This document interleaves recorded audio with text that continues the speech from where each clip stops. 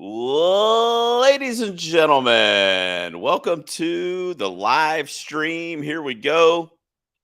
You see the topic at the bottom of the screen there, big show updates, which is 100% accurate.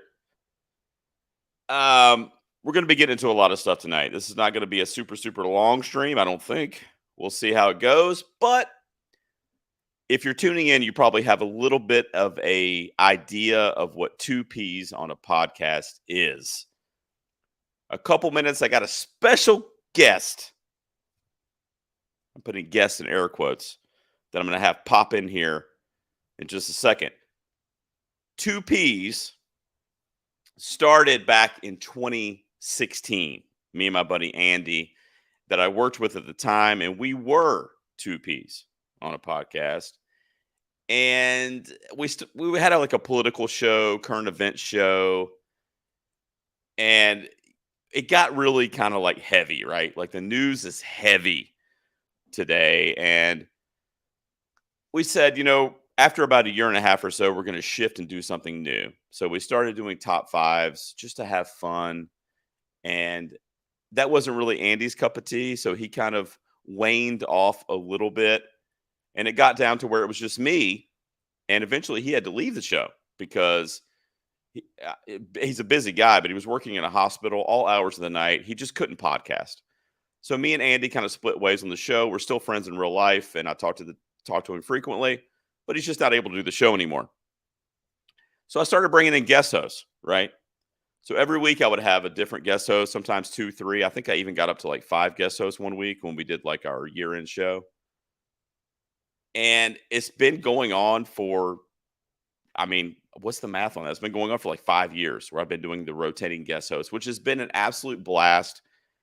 The number of people that I've met in this community, and if you've been on my show, we are probably friends in real life. I love you. Thank you so much for contributing to 2Ps. But we're going to be going in a different direction. All right, it's 2023. Starting in July, I'm going to be switching from that guest host format every week to a permanent co-host. Very similar to when the show started. It will actually be 2Ps on a podcast. It'll be me and a dear, not only friend of mine, but a person that has been on my show before as a guest. I've collaborated with him in different spaces as well. I don't want to give too many hints away, but I love this guy. We're friends in real life. We both love the art and the style of podcasting. We both love movies, pop culture, and we want to get together every week and talk about it. Let's bring him in here. Let's bring in the second P, if you will. My permanent weekly co-host starting in July is going to be this dude. I hope he's ready. I think he hung up earlier, so I don't know he came back. Let's get him in here. Look at this. Wow. Look at that mug. What are you drinking there, buddy? What is that? Is that Pepsi or Coke? What is that? Out of a martini glass? It's vodka with. There's this cherry liqueur called Hearing, which tastes like cough syrup. It's terrible by itself, but I finally found a way to make it palatable with some simple syrup and some lime juice because I'm here to class this joint up, baby. Guys, if you're watching, especially over on Facebook, by the way, real quick, have to do this real quick. Let's see. If you're on Facebook, do that for me. Go to StreamYard.com/Facebook. And give Facebook permission so I can see who's chatting because the chat's blowing up. Is disappearing into the background of the green screen. Go to StreamYard.com/Facebook. Give give StreamYard permissions so I can see who we're chatting with. A lot of people are blowing up over in the Facebook chat, guys. This is Nick Haskins of Nikolai's Kitchen, formerly of Epic Film Guys. He's also the showrunner, creator of Livestream for The Cure. I've been on site with him 3 years, right, Nick? That I was able to. Yeah, 4, 5, and 7. Yeah, just this past year, which was once again great. I mean, me and Dan got to witness Gerald die literally in studio from from Let's go to. eating hot wings. It was great. I'm actually still recovering from that. I still have chest pains every morning from that. Let's go to the chat real quick. Emily Higgins says, "Yay!" I love you, Emily. She's one of my favorite people ever. Drew tells me to be more like you, so that maybe that's going to happen. Michelle says, "Hell yeah!" Let's see what else we got. Yes. Let's see. Dan wants me to apply for YouTube partner status. We're getting there. I got to get to 1,000 subscribers though, but we're getting there. So Nick, Brad's here. I gotta go. Is Brad here? Brad's here. I gotta go. Who are these guys? So Nick, tell him. So I threw out this tweet a few weeks ago. I said, "Hey, I'm kind of getting tired of doing the guest host thing. Also, you do top 5 so many weeks, you kind of run out of ideas at some point. Like top 5. I mean, what am I going to do next? Top 5 tennis shoes that a character was wearing. I mean, I don't know what to do. So I said I want to go to a permanent co-host, and you hit me up in the DM, and I said, "Oh my God, like, is this possible? Like, I didn't even think that, because you're doing the Nikolai's Kitchen thing." But I know you love movies. Obviously, you love me, whether you're going to say that publicly or not. You do. Yeah, so, I love you. I wouldn't let you in my house, and I wouldn't make food for you if I didn't love you, baby. Yeah. So here we are. So tell people what the first movie we're going to be covering on the show is. I did pitch because since he said he wanted to do it mid-July, there are 2 major releases coming out later in July. One of which is, of course, Christopher Nolan's Oppenheimer. The other, which is the perfect film that 2 middle-aged white dudes should kick off reviewing. And, of course, is Greta Gerwig's Barbie. Hell yes. So we will be doing Barbie. I want to share my screen here in a second. Nick, and you'll indulge me here. So let me go down and share this real quick. No, Brad, we're not taking over Apple TV Plus. Get off your ass and record some episodes. We can't do that, man. I got too much going on. Look at this, guys. So the top 5 format started in August of 2017. These are all the shows that I've done with guest hosts. A lot of great programming, a lot of great guests, most of which are in the chat right now. It's me. Nick, you've been on there a few times. Movies for the whole family, where Gerald gave me endless shade for Stand By Me. Well, you picked R-rated films. I'm like, what? But let's go down here. So what we have left. What do you want from me? What we have left is, for top 5s, is right here. So I've already recorded with Emily, who's in the chat right now, movie soundtracks, which was a blast. That'll be out next week. And then I've got 3 more top 5s in the bank here. Are we going to strive to make the new 2Ps at least half as good as Tasteless? Can that be our benchmark? Can we half is good, maybe. Half, okay. But I mean, right. Yeah, it's a high bar, but half is good. We could maybe do. That's going to be tough. Denzel Washington movies I'm going to be doing with Imran. Our Needle Drops episode, which is going to be with Nicole and Lex from Oscar Central, and then our favorite TV spinoffs with Peter from Cobra Kai. Those will be the last top 5 episodes. Patrons will get those early, but there you see the dates and when they will be released. And then Nick joins the show, and here we go. Bam, right there. So look for this episode roughly 7/27. I'm thinking of a Thursday release date, so that, give or take a day or 2, that could change. That's on my birthday. Oh, wow. Well, then we have to release it that day. Yeah. Never mind. It's going to be the 27th. There you go. That's my birthday. What better birthday present to give to podcast listeners around the world than to hear me talk about Greta Gerwig's Barbie, which I love Greta Gerwig as a filmmaker, so I am legitimately beyond excited for that movie. Because I mean, you think about it, think about The Social Network when they announced it. They were like, oh, but it's going to be the Facebook movie. It's going to be the Facebook movie. It's like, yeah, but it's got Fincher and it's got some real talent behind it. What? This is Greta Gerwig, man. This is going to be something great. It's going to be something really, really special. I can't wait. And what I love about it right now, before it came, is we don't know. It's so kind of weird.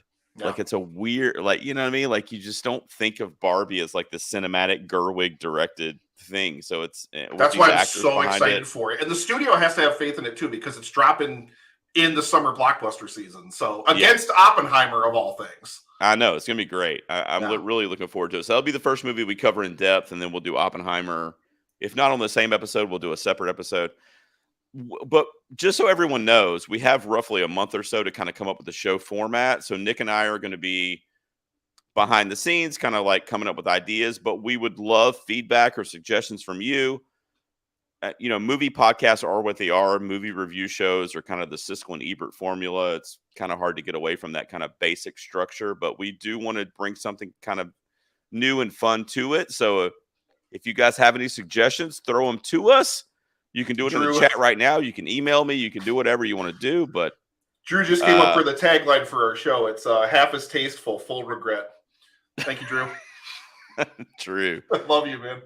Nailing it as always. Wow. So Nick, I'm excited, man. Dude, thanks for coming along for the ride. So you put the tweet out there and everything, and for those of you who if you don't necessarily know who I am, even though I've been on, Gerald and I have cross-pollinated content so much it's probably impossible to not know who I am. But Nikolai's Kitchen has been like this journey of mine of scratch-made food, of positive energy. Really, it's my therapy sessions. That's kind of what it just evolved into. It's really me trying to hold myself accountable and, just trying to kind of my little slice of trying to make the world a little bit better of a place. Nikolai's Kitchen is, unfortunately, Nikolai's Kitchen isn't gone. I want to transition into doing live cooking, mostly on stream for it, with some small releases to the podcast feed. Listening to food, unfortunately, just isn't. Whatever. And a lot of people also know that I've got this novel podcast, audio drama thing that I'm gestating that I'm working on, but that is maybe late fall, I should say. I'm thinking maybe October-ish.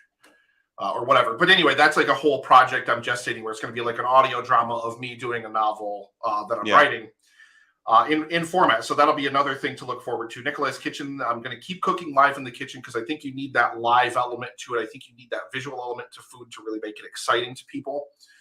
But I mean, you know me, like I love movies. Like I used to do EFG for 5-6 years.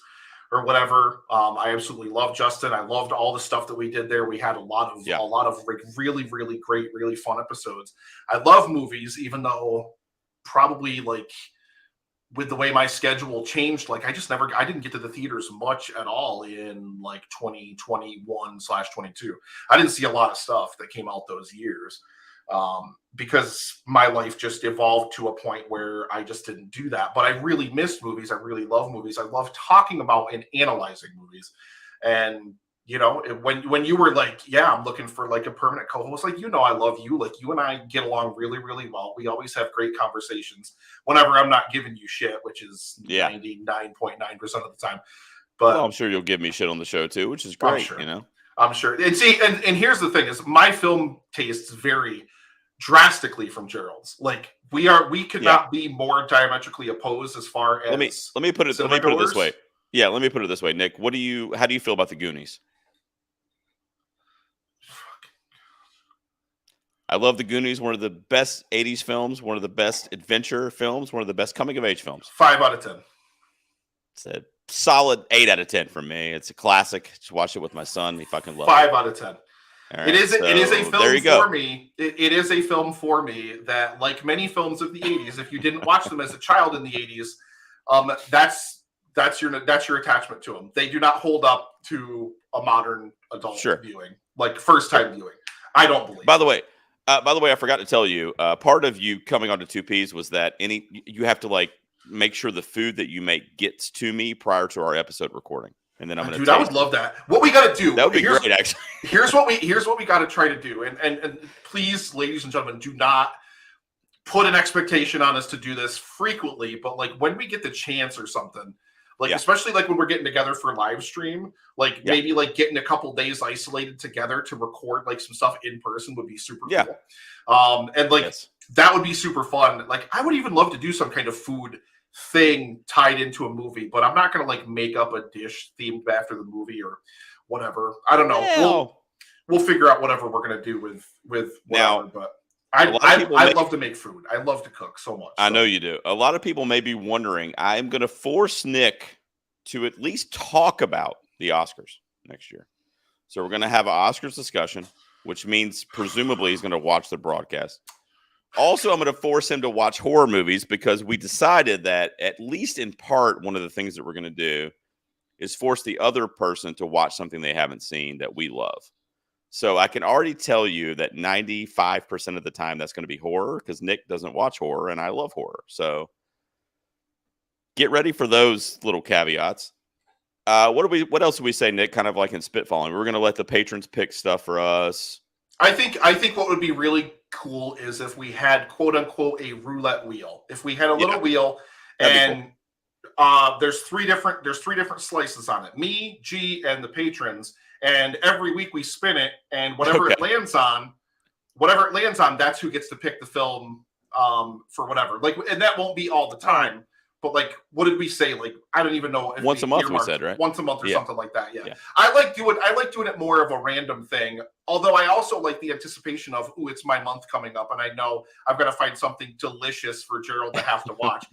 Brad, I'm going to make him watch Zack Snyder's Justice League every single time. But for me, I mean, it's going to be genuine. Like, I'm not going to pick, because sometimes people do. Like, I'm going to pick something that's going to torture him. You know what I mean? So for me, it's going to be genuinely something that I enjoy watching myself, but I know you, and I know that it's likely you probably won't like it, at least not as much as I do. So then we're going to end up fighting about it, and it's going to be a whole thing, and we're going to have to make up after off camera, but that's fine. Or on camera for the patrons? On camera for the patrons. Nobody would even pay to see that. Drew calls it the oh shit wheel. Yeah, I like that. Travis says he loves that idea. Let's see. And that way, I like that because it involves the patrons in the conversation too. Like, that way, whenever we are, because we're not always going to watch whatever's coming out in theaters. Sometimes we're going to want to just watch something else, and I don't know. I love that idea. And there's already so much that I haven't seen that I would love to see, or, like, I don't even know. Like, there's probably a lot of stuff that I'm going to throw at Gerald that it's going to be like, he's never seen this, so whatever. Now, I want to let everybody know, too, because, this is the podcast, which is the flagship. It's the main show. And it's just been really tough for me with the guest hosts. And, having Nick come on is going to be a relief for me. It's going to be a lot easier. It's going to be we record on this day every week. We watch this movie together and blah, blah, blah. But I am going to continue to do my YouTube channel as well. So basically any movies that Nick and I are not covering, like the big Barbies and Oppenheimers and whatever the movie of the week, if you will, that him and I are talking about on the pod, I'll most likely throw up a review or at least a theater reaction kind of thing for that on my YouTube channel. And I'll keep doing my YouTube shorts and my TikToks and all that kind of stuff. So that stuff's still going to be super present as well. When we do the podcast episodes, it'll be like this. So it'll be me and him on video. It'll be on YouTube. And then it'll be on the podcast feed as well, which, by the way, a huge shout out to producer Dan Brennick, executive producer. He'll be hosting the show. And who's playing the Final Fantasy 16 demo right now on Twitch. Who's not even watching this. He is watching. He said he was watching. Oh, he's watching. Okay. Yep. Don't forget to give Facebook permissions, guys. Somebody says this is the team up we've all been waiting for, but I don't know who it was. So whoever that was, you're so sweet. Thank you so much. And I'm excited too. I mean, me and Nick go back a long way. Nick, this is full circle for me, man, because it's kind of crazy. I think I've told you this story before, like maybe not on air or whatever, but when I started podcasting back in 2016 with me and Andy, I think it was like a few months in, we were having our first guest on. And I reached out to you and I said, hey, man, how do you bring in guests? What do you do with the audio? Do you have them on the telephone? Like I literally had no clue. Yep. And you got on Twitter, DM with me. You hopped on a call with me. I think it was Skype back then. We're dating ourselves. Probably. But I think it was Skype back then. I didn't know about Whereby until live stream came around. Yeah, this is like 2017 probably. Yeah. And you helped me kind of talk me through that and gave me some pointers on how to get my guests audio and that kind of stuff. And now circle back around, and here we are. We're doing a show together. It's just crazy, what this community can do and brings people together. I mean, live streams a testament to that too. And it's just awesome to have you be a part of the show, man.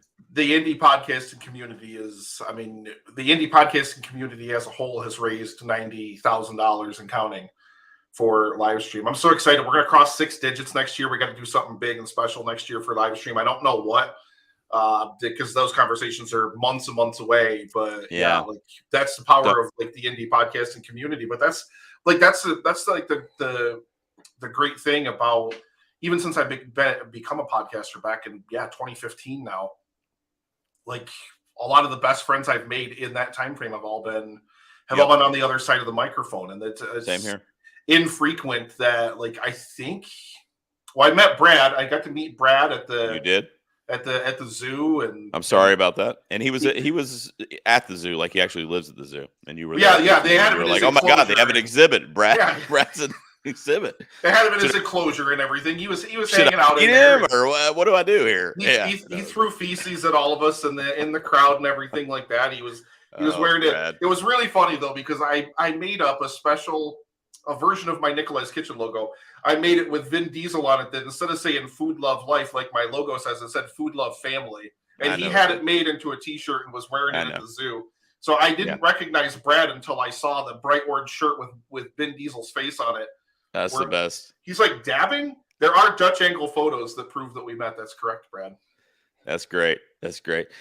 So one of the questions I got thrown in the Twitter DMs and stuff when they saw my tweet, and some patrons and stuff, is about having guests on and collaborations in the future. We will still do that. I think it'll be, special occasion type stuff when there's a big release or like a year-end episode, or if we're covering a certain really, really big we want to cover. Yeah, for sure. So that will still happen. Obviously, it's not going to be an every week thing, which is kind of what we're getting away from. But Nick, I'm thrilled, man. Like, me and you got to start kind of brainstorming and coming up with some different segments. Guys, anybody watching that is a patron of mine or a listener of the show, like, please send suggestions my way. If you want to drop them in the chat now, feel free. What do you think would be really cool to hear on a movie podcast that you're not currently hearing? We already kind of talked about throwing two middle-aged white dudes reviewing movies. That's what that doesn't happen. The movie podcasting space is begging for more of it. That hasn't happened. What, Nick, do you want to, I'm going to put you on the spot here. What do you want our scoring system to be? Now, here's what I thought before you answer. Give me a second. So I thought if you tell me out of 100, I will fly to North Carolina right now and smack. Hold on. There's an asterisk. So you have 50 and I have 50. All right. So you rate it out of 50, and then I rate out of 50, and whatever the two combined are is what it is out of 100. Thoughts? Or we could do 5. You have 5 and I have 5, and this out of 10. I mean, whatever. It's the same concept. I thought about that. I don't know. We have to rate them, because that's my mind will be fucked up if I don't rate it. I feel like averaging a score together for the show is fine. I like that idea. And I don't know. See, Paul and Wayne do this, and I've always been critical of the 100-point scoring system. Like, make a decision. Round it up to 75 or round it down to 70. No, it doesn't have to be, it's 72 or 60. Get out of here. Yeah. Stop it. But you know what I mean? Like, if you rate it, 40 out of 50 and I rate it 30 out of 50, then it's a 70 out of 100. You know what I mean? Yeah, I'm fine. I'm fine with like an out of 10 scoring system, probably. Okay, so we can do it out of 10. I think makes more sense than the out of 5, because if you do out of 5, then you're just going to do halves, and that's basically out of 10 anyway. But what I'm saying is you'll have 5 and I'll have 5. Yeah, that's fine. Yeah, I'm picking up what you're putting down, baby. Combined will be out of 10. Yeah, I'm picking up what you're putting down. Does anybody have a calculator on them? I didn't expect to do this late. I think that's good though. But I have to rate them. I know Loy Sauce is going to drive him crazy. Yeah. By the way, he's in the chat. He doesn't like rating things, but he says this is the most ambitious crossover since Avengers Endgame. If there's a first guest, Loy Sauce. If there's a first guest that we have to land, it's got to be Loy Sauce, right? Loy Sauce, man. Loy Sauce and Justin. We'll get them both in here. That is my dude. Brett, you're beautiful. You're a Brett's fine here. gentleman. Brett's here from Dissect That Film. Brett, what's up, brother? Hopefully you didn't miss the big announcement, but Nick is joining as the second P starting in July. I knew who the Facebook users were over in they have over to in give the chat. Permissions. Why doesn't look StreamYard? Just let them in here. I don't know. It's annoying. Here you go. StreamYard.com/Facebook if you're in the group, and just give StreamYard permission so we can see who we're chatting with. We're getting a lot of great comments over there, but I don't know who's saying them. So thank you for all the nice comments, though. Yeah, we definitely have to rate them. We definitely have to rate them. My mind will be fucked up if we don't. Like I won't know what to do if I don't give a rating on it. So I always find film ratings fascinating because I always love the way that different people approach like film ratings and stuff like that. So like for me, like with Paul, like on the countdown, he's only ever given what, like 15 films ever, like 5 stars. I give them away like candy. Like a film just has to like literally blow me away and like exceed every expectation I had and then some, and then it's like it's easily like 10 out of 10 for me. Like that's like I don't think there's any such thing as a perfect film. Like a perfect rating doesn't denote a perfect film. But you know, I see what you're saying. Okay. But yeah, like for me it's not even like a technical question of the caliber of like the filmmaking craft. It's more of like, man, I really like. So I'll give you a good example of a movie that I did happen to watch in like that kind of like space. There was Top Gun Maverick. Now I have not seen the original Top Gun in. Oh wow, really? Well, in more years than I can count. I probably saw it when I was a teenager or somewhere around there. I know I've seen it. The only thing I know about Top Gun is that it is, quote, the gayest movie of all time, unquote. That's hashtag Loy sauce, ladies and gentlemen. My favorite movie quote, my favorite like poster quote. That they have to do like a reprint of like the 4K or something of that and put that on the goddamn box art.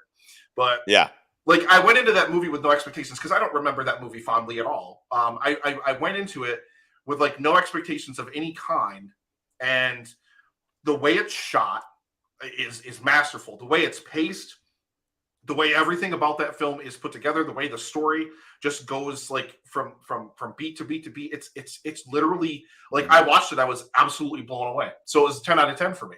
Like, is it perfect? No, but when I sat in that theater seat, I was just like seriously, just like blown away the whole time. That to me is a 10 out of 10 film.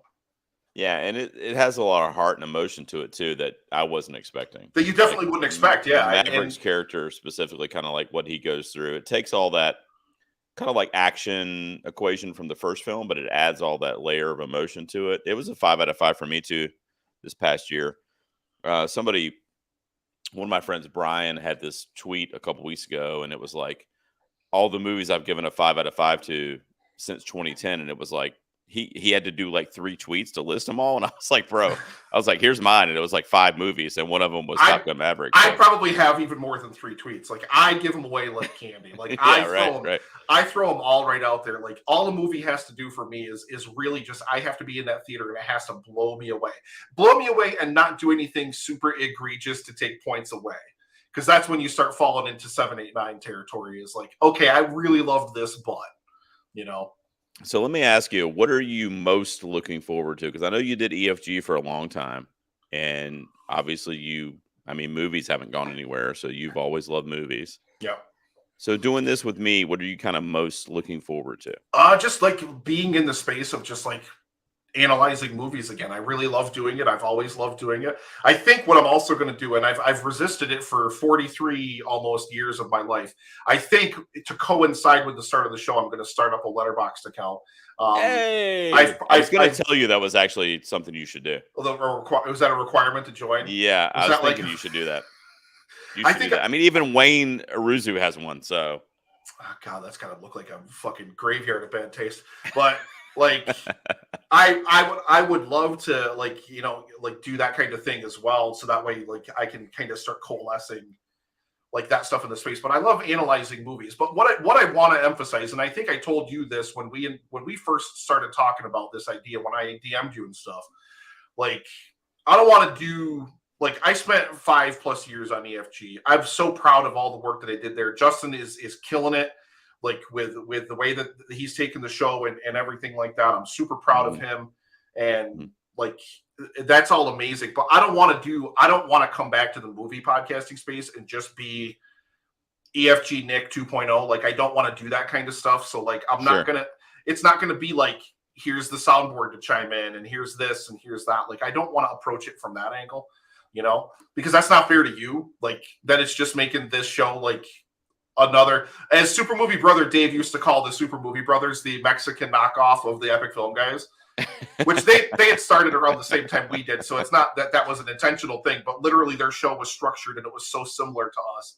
That's what he first called it when I first met him. But I don't want to do that because it's not fair to us. It's not fair to Justin. It's not fair to like any of that stuff. I don't want to re-enter the movie podcasting space and just do what I did there, I want our thing to be our own thing. And I think obviously we'll evolve, like wherever we go, it will evolve into whatever it's going to be. Some things are going to work. Some things aren't going to work. We'll jettison this, we'll add that or whatever else, So I'm looking forward to it. I think it's going to be a fun journey, but yeah, like that's what anybody that's watching, that's like really familiar with all the stuff that like I did on EFG, or even if you're not as familiar with it, but you caught the segment that we did on Death Wish 4 during live stream, like the soundboard chiming in and like, all sorts of like ridiculousness. Like, I don't want to necessarily do that. Not that Gerald and I won't be ridiculous. We are two pretty ridiculous gentlemen as well, but.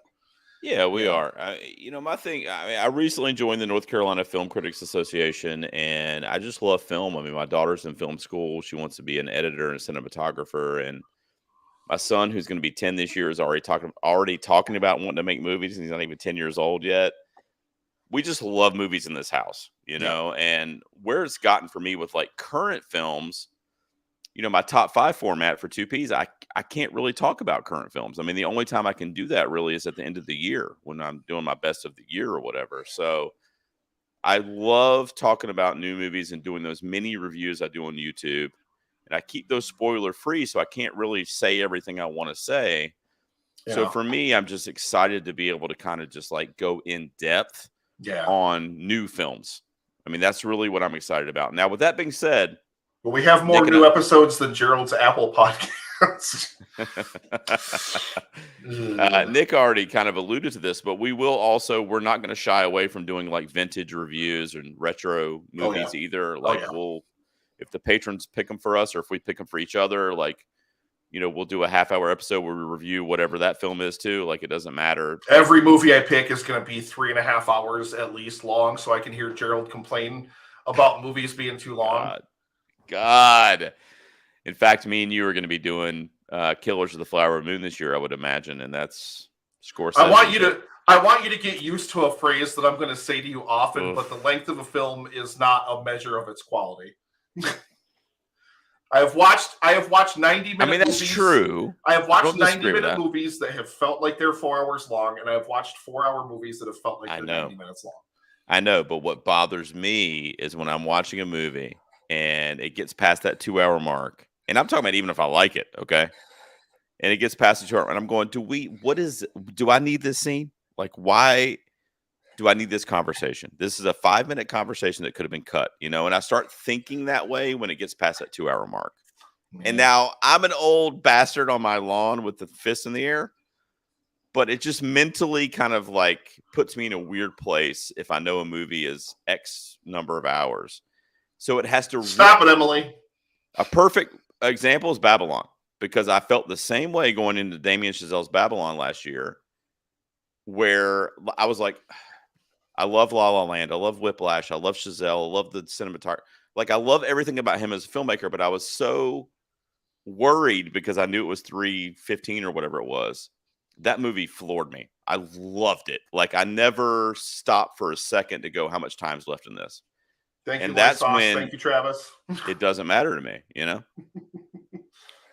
I know, Loy Sauce. I know. I'm not saying I'm right, Loy. I am wrong. I am incorrect. I'm just saying that I have this mental thing where Nick, let me put it. I probably analyze it like to take it from the place that you just took it from, though. I probably look at it exactly the opposite way. why was this included? And then I start to include that in my analysis, because if they included that 5-minute long scene, now sometimes it's a hallmark of bad filmmaking. Sometimes you're just throwing a bunch of dumb shit in there that doesn't make sense.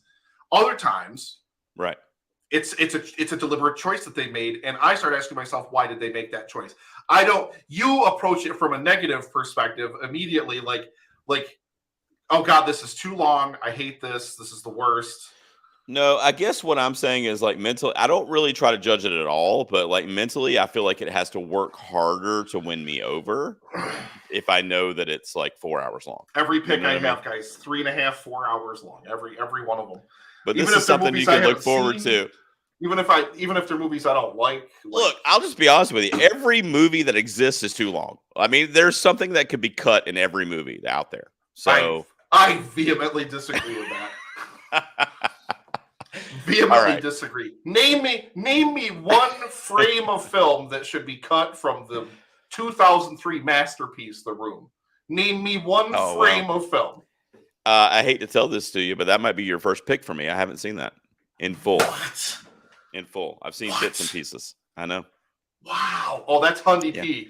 Patrons, if you get to it before me, that's your first pick for me. It was I'm actually seeing it in the theater. They're playing it at the theater here later this month. I get to see it in the theater for the first time. I'm gonna buy a bunch of plastic spoons. It's gonna be glorious. It was actually number 1 on my top 5 movie blind spots that I haven't seen yet when we did that.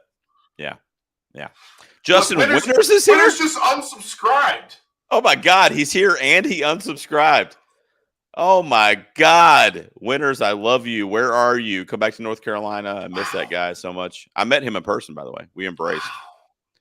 He it's funny, Nick. Did you hear the story? He told me to meet him at a Starbucks where I live because he was here. I vaguely remember this story either on So I Married a Movie Geek or on 2Ps. I can't remember which story it was told on or which show. I went to meet him and it was in a Target. So then we just shopped. It was like around the holidays too. So we were like, you've got patrons unsubscribing right now because you haven't seen The Room. I know. It's crazy. Man. Well, I'm excited, man. You saw Disaster Artist, didn't you? I did. Yeah, I saw that. I loved it. Okay. It was really good. Yeah. I've seen bits and pieces of The Room. I've seen it. In fact, I probably have seen the whole thing like in different like segments. Okay, I'm starting to guess that the Facebook user whose identity I don't know is Patrick Sherwood, because I know he hates Indiana Jones. Aha. Or I'm pretty sure he does. So I'm pretty sure that that's him over there in the Facebook chat. That could be him. Technically, if you listen to the EFG episode that we did about The Room, I played about half of the movie in terms of sound clips through that. So that that's probably, I've seen a lot of scenes from it. I just haven't seen the whole movie. You've already heard or seen most of it, even just from listening to the EFG episode about it. That's one of my most fun episodes we've ever done. Literally one of the most fun episodes of VFG we ever did. Ooh. Hang on, let me respond to Winters. Oh my God, that's like tomorrow, bro. Hang on a second. Hendo's in the chat. Hendo, baby, what's up? You know who's killing it is IMDb Journey, man, or the movie Journey now. I always refer to them as IMDb Journey, no matter how long it's been. Dan's fighting a Malboro on Final Fantasy 16 right now, if anybody's interested. I'm making plans with Winters in the chat because I just got really excited. Okay. Do it, man. So, Nick, 2Ps, man. Here we are. How's that martini treating you? It's almost gone. All right. It's me. It's your boy. I'm excited, man. So we're going to be covering Barbie. Our 2 old white dudes. 2 middle-aged white dudes talking about Barbie is the perfect premiere episode for the new Ps, man. It's perfect. I'm going to throw this up there for you from Winters. Can you see that comment there? I'll let you think over that. Winters, I'm just going to watch 50 Shades every week, and I'm just going to relive the glory of our that's some of the most fun podcasting I ever did with Winters. I had to go to the theater to see 50 Shades 3 just to be on So I Married a Movie Geek to talk to him about it. Some of the most fun podcasting I've ever done. I gotta tell you, I let me find it. I didn't go to the theater, but I covered it with Caleb. So I own it now. I have all 3. Oh God. Yeah, I bought it for like $8 because him and I covered it, and it's kind of hot. I'm just gonna tell you. So let's see. I actually want to look at some stuff that's coming out. Oh my God, we're gonna miss Dead Reckoning Part 1 by a week. Wow. We are. Yeah, Oh yeah, yeah, it yeah. comes out like a weekish before Barbie and Oppenheimer. Well, Wow. we can record a test run if you want. Yeah, that actually might not be a bad idea. Maybe we'll record it and we'll just release it to patrons or something. Yeah. Depends on how shitty it is. It's gonna be good. Like our nuts? recording. Our recording. I don't think. Yeah, I don't our think recording will be definitely be shitty. The movie will be good though. Yeah, I think that's going to be fantastic. I'm just looking at like what's coming soon in theaters and stuff. There's honestly not a lot left in July that I see in there. Yeah, I mean, Dead Reckoning, of course, but like Oppenheimer and Barbie is like the that's where we're starting. We've got the Meg 2. The Meg 2. I'm probably going to make you watch Talk to Me, which is an A24 horror movie that's coming out. Oh, God. I think that's the week after Oppenheimer. But yeah, I'm excited, man. Horror movies. Get ready. I have so much disdain for horror movies because I really dislike horror movie tropes. Like a lot. Let's see. What? If you guys have any last-minute questions for the new 2Ps here, throw them up in the chat. We're going to wrap up the stream here shortly. And I just wanted to make this official announcement. Let me go back to let me show you guys the timeline here. I know winners may have missed this earlier too. I'm gonna tell you what, folks. The best question will be if Gerald can get me back to a theater to watch a comic book movie again. Because Nick, well, I'm over him too. Nick noped out of the MCU after Thor Ragnarok. That's one of the worst movies I've seen in the last in the 2000s period. Okay, well, that movie was so bad. I literally refuse. I'm going to see The Flash because I want to see Keaton's Batman. That's crazy. First of all, that's literally I've noped out of superhero movies. I'm so done with all of them until 2025. All right, first of all, your take on Ragnarok is fucking horrid. Like, that's a good MCU entry. That's probably top 10 MCU. No, not Love and Thunder. Love and Thunder. Sorry. Oh, okay, because you said Ragnarok, and I'm wait a second. Sorry. Yeah, no. Love and Thunder. Okay, I'm all right. Love and Thunder is a goddamn dumpster fire. I hated that movie so much. Number 2, I'm also out of superhero. That's good. I like them. I just don't get excited for them anymore. Hey, listen, bud. You know how many other middle-aged white dudes there are doing podcasts about superhero movies? I'm good if we skip a bunch of them. I'm good. Let's see. Justin, right on cue, asking when the first ep is. So, 2Ps loyals, you've got these to look forward to. Miss Emily Higgins is over in the chat right now, actually, watching the stream. We're doing our top 5 movie soundtracks, and that's of all time. No era limitations. That was an absolute blast, and you guys are going to be freaking floored by some of Emily's picks. Honestly, movies I didn't even know had soundtracks that she picked, and I went and looked them up on Spotify after the episode, and she's just an absolute hoot. We love Emily. Winners, get out of here. That's a great episode.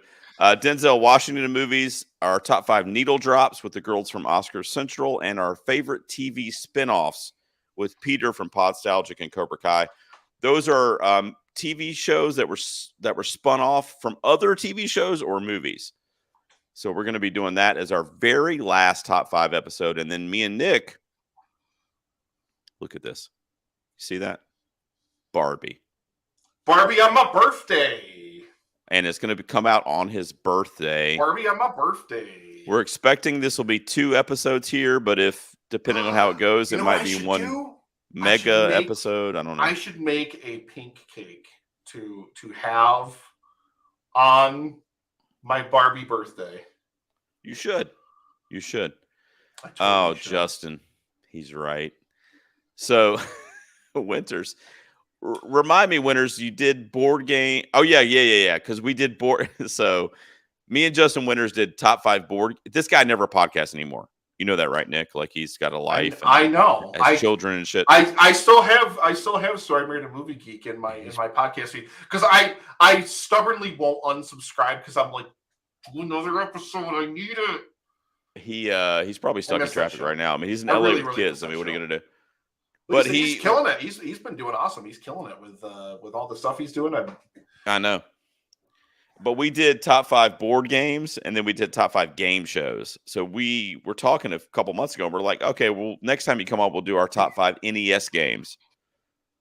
But I didn't get you in, winners. I let you down, man. Maybe we could do like a TikTok live thing when we meet in a couple weeks, and we'll just list them real quick. That'll be fun. There's supposed to be a Ghostbusters sequel coming out in December. What? Yeah, there is. Mm-hmm. Yep. They released the poster for it. Oh, they did. They did release the poster for it. I was going to say I've seen nothing about it. Just the poster is the only thing that's coming. Maybe I think there might be a couple stills, but yeah. That's not a thing, though. That's nothing. What did you think of Afterlife or whatever? I loved Afterlife. Afterlife was great. good. Afterlife was real good. Real it was good. Yeah, that's like how you do a legacy sequel, I guess is what they're called. Those like the legacy sequels. It's like the soft reboot, but it's still in continuity, so it's like still part of it or whatever. Like that's how. Yeah, it was good. It was real good. And I mean, I loved bringing back like even though like some people probably have different opinions about it, but like since Harold Ramis meant so much to that franchise. Like I love them kind of bringing him in as a ghost too. Like I really loved that. That was really great. Yeah, it was good. Everyone you're witnessing right now, if you're watching on the stream or if you're watching this later, Nick has been instructed to get a Letterboxd account. So that needs to be done prior to our first recording, Nick. Also, the reason you need to do it as well is because you need to catch up on 2023 because you're going to be part of the year-end discussion this year. I've seen most stuff this year. I think. What's come out this year? What big things have come out this year that?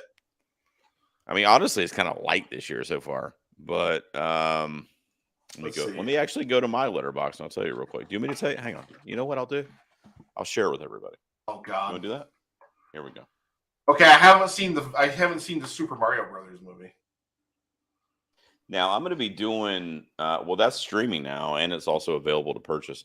So let me share this real quick. Yo, I don't know that I'll ever watch that movie, but I will fight to the death with anyone who does not think that Peaches song absolutely slaps. Love that song. Oh, it's the best with Jack Black. Yeah, so good. Dude. It's so good. It's such a bop.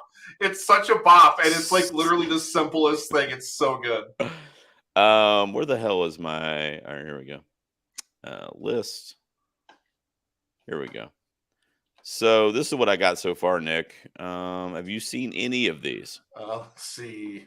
Oh, I did see Dungeons and Dragons. Dungeons and Dragons was great. It was good, yeah. Dungeons and Dragons was actually really great, and like as somebody who like actively played D&D for much of his life, that was like really good. John Wick 4 was incredible. I mean, again, like it's a film that like you feel like you're constantly trying to catch your breath, and I will argue to the death again with anybody who thinks that movie is too long because I know it's almost 3 hours long. Mm-hmm. And I know like it's got a lot of like continual action scenes and stuff like that in it, but I feel like that you're meant to feel as just absolutely blasted by the end of it as John Wick must be. You know, I think that they want to like put you through the same paces as an audience member that they do to John Wick. Fantastic movie. I also saw what is it? Across the Spider-Verse? Is that what the second one was called? Yep. Dude. What was your? I don't even know what your rating of that was. What was your rating of it? 4 out of 5. It was good. Too low. I mean, it was. I like the first one better. The thing with Across the Spider, I should say the thing with Into the Spider-Verse, the first one, was it didn't feel like it was part of anything else. It felt like its own thing. Whereas Across the Spider-Verse, like, yeah, I get that. The middle kind of felt like the end, and the end kind of felt like the middle. Like shit's kind of started to happen, and then, I mean, without giving away spoilers, and then it kind of ends. Like, I don't know. I just had a different feeling this time around. I mean, I still was watching it in awe, going, "This is amazing."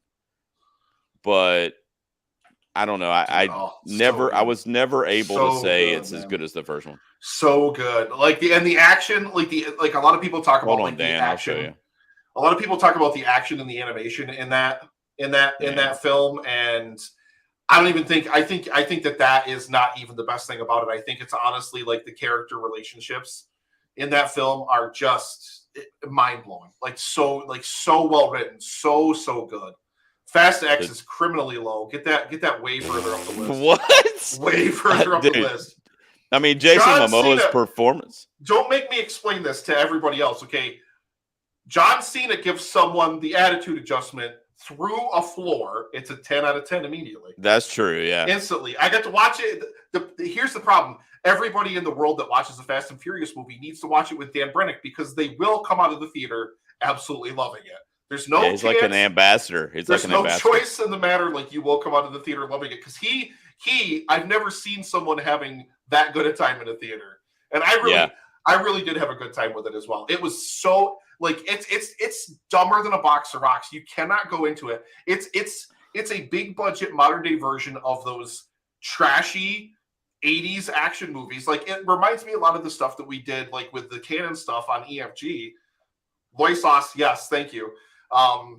It reminds me of a lot of the stuff we did on EFG, like the dumb, brainless action blockbusters that are just really stupid fun. They're playing Rocket League for real life.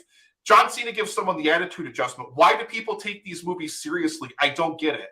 I don't get why people review them with like, that's not realistic. That wouldn't happen.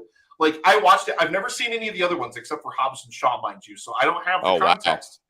Wow. I've only seen this one in Hobbs and Shaw, but like, I'm watching this and I'm like, why do people like review this seriously? Why do people be like, well, that wouldn't really happen? Well, I will say, when Jason Momoa was talking to the dead people, that was the best. Jason Momoa is great in that movie. Dude.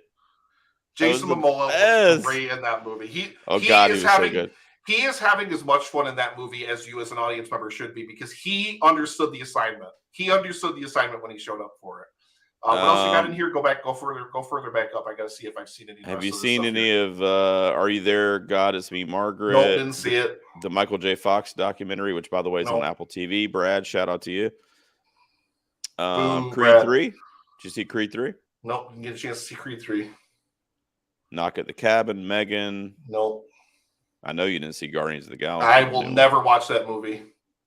What else you got here? Have you seen any of these? Renfield as Dracula? I want to watch Renfield so bad. Is that streaming anywhere? It is now, yeah. Now it is. I gotta watch that. What's it streaming on? It just started streaming. I think it might be Peacock or Paramount Plus or something like that. I gotta watch Renfield. I have to see Nicolas Cage as Dracula so bad. No, that was great. Hamming it up, yeah. Gotta see that. I don't know. Beau Is Afraid you would probably hate. Cocaine Bear, did you see that?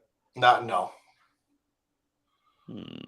But again, I would probably watch Cocaine Bear with the same mindset that I watched Fast X with, because judging from the title alone, it is a film that will not take itself seriously. True. All right, I've seen like 4 of those. That's okay. I'm sure you'll have your own list by the end of the year. That's fine. All right. Okay. We're coming up on an hour, Nick. I'm going to wrap it up, man. So, Nick, I really want to thank you for joining Travis, I hate the first 2 Guardians movies with a passion. I will never ever watch the third one. Never ever watch the third one. I hate the first 2 so much. They're the worst MCU movies by a country mile. I just hate them so much.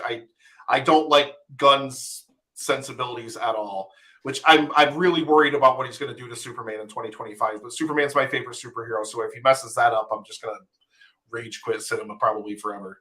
So after Superman Legacy or whatever it is comes out in 2025, that'll be the end.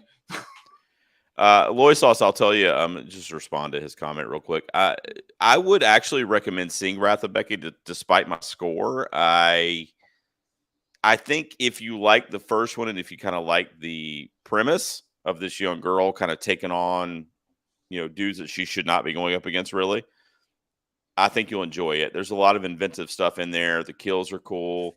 She's an absolute badass. I love that actress. I love her.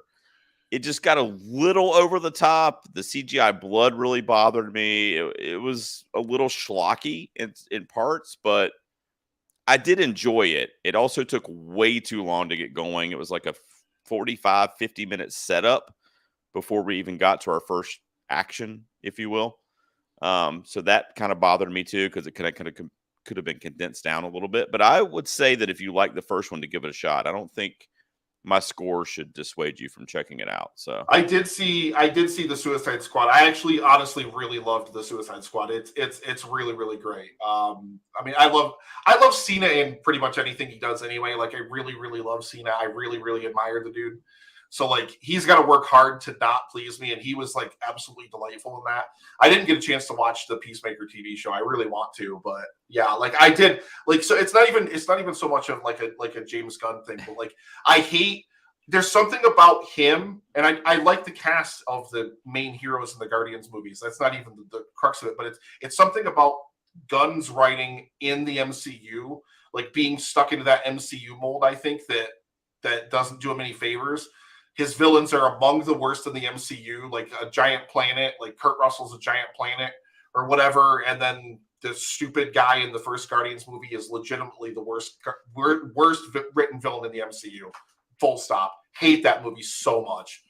Utterly and completely hate it. Like, it's like, I get, like, you've got like this merry band of heroes that are like really, really enjoyable. But when you make your bad guys so ineptly stupid as to not even be able to do anything against them, like, it's, yeah, no. I was not a fan. It completely ruins the whole movie for me, Travis. Completely ruins the whole movie for me. Absolutely. Because there's so many different times when they just, plot armor exists in movies. Okay, we all know that plot armor is a thing for heroes, but like in that movie, the plot armor is so ridiculously thick. He's got that power stone. He could straight up just mash everybody's skull in instantaneously numerous times, and he just doesn't do it. Like, no. No. Just no. Well, I guess they're getting a little preview of what they can look forward to, though, Nick. So I'm excited to be talking about movies. I hate a lot of things, especially the things Gerald loves. But you don't hate me; you love me. That's why we're doing this together. I do love you. I love you too. I'm excited for it. I think it's going to be really, really exciting. I am too. So stay tuned for more updates, guys. We will be releasing stuff kind of leading up to the changeover to the new format, but it's most likely going to be with Barbie's release, which is hilarious to me. But I'm so excited to see Greta Gerwig's vision there. So I think that'll be a great way to start the show. Cannot wait for that. Me neither. And we have a lot of, or a few episodes left of the top 5 format as well. So make sure you guys subscribe to YouTube and you follow me over on Twitter if you're not already, and stay tuned for updates, and follow Nick on Letterboxd at his future account. Coming soon. I will also share. What am I going to see next? I'm going to see The Flash next. I see that on Thursday. Yeah, I see that on Thursday. For me, it's interesting because I got to work all week and I have off on Father's Day. So my 2 young sons and I were going to go see Elemental, the new Pixar film. Yeah. So I'm not actually going to see The Flash until probably next week, it'll be a week old, and everybody on Twitter would have told me what happened already anyway. So it'll be great. I'll be able to confirm everything I read on Twitter. So it'll be awesome. Yeah. But that's how it goes. And then I'm watching, I'm watching The Flash, and then I really want to see that new the Jennifer Lawrence comedy that's coming out, that No Hard Feelings. That looks really fun. I do too. Is that in July? We could cover that one. No, that's June. That's June. That's coming up in like 10 days. I want to see that again too. Dan wants you to talk about Fast X again. Nick's, my mic is not my sure. Wait, what? Nobody said anything. Thank you, Dan. Oh, it's my webcam mic. That's why. Oh, he's telling you your feed's off. Wah, wah, wah. Yeah, there it is. Yeah, that's better. Well, the stream's over now, Dan. Thanks for nothing. Good. Jesus. That was good. That was great. Not an indictment on the quality of the show that you're going to get, but yeah, no, that No Hard Feelings, like Jennifer Lawrence is I mean, just anyway. But yeah, I mean, like I can't wait to see. Well, plus Asteroid City too. Asteroid City. I don't know if it's coming out here though. I got to see if it's coming out here. And then we got Indy, although I've heard bad things about that Indy movie. Yeah, me too. I don't know. Are you a fan of them in general? I'm a fan of them in general, and like it's. Well, let's put it to bed, James though, right? Mangold. I mean, why are we doing? I mean, isn't Harrison Ford like 1 foot on a banana peel? I mean, what's going on?